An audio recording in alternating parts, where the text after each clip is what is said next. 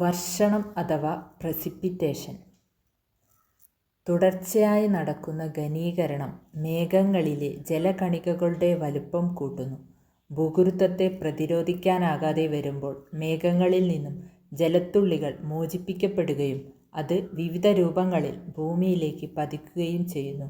ഈ പ്രക്രിയയെ വർഷണം എന്ന് വിളിക്കുന്നു. സാധാരണയായി വർഷണം 3 രൂപത്തിലാണ് കാണാറുള്ളത്: മഴ, ആലിപ്പഴം, മഞ്ഞുവീഴ്ച. മഴ റെയിൻഫോൾ.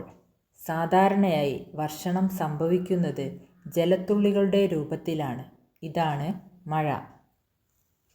ആലിപ്പഴം hail stones. ചിലപ്പോൾ മേഘങ്ങളിൽ നിന്നും മോചിപ്പിക്കപ്പെട്ട ജലത്തുള്ളികൾ അന്തരീക്ഷത്തിലെ തണുത്ത പാളികളിലൂടെ കടന്നുപോകാൻ ഇടയായാൽ അവ തണുത്ത് മഞ്ഞുകട്ടകളായി ഭൂമിയിൽ പതിക്കാറുണ്ട്. ഈ വർഷണ രൂപമാണ് ആലിപ്പഴം. മഞ്ഞുവീഴ്ച സ്നോഫോൾ. അന്തരീക്ഷ താപനില 0 ഡിഗ്രി സെൽഷ്യസിന് താഴെയായിരിക്കുമ്പോൾ വർഷണം നേർത്ത ഹിമകണങ്ങളായാണ് ഭൂമിയിലെത്തുന്നത്. ഇതാണ് മഞ്ഞുവീഴ്ച.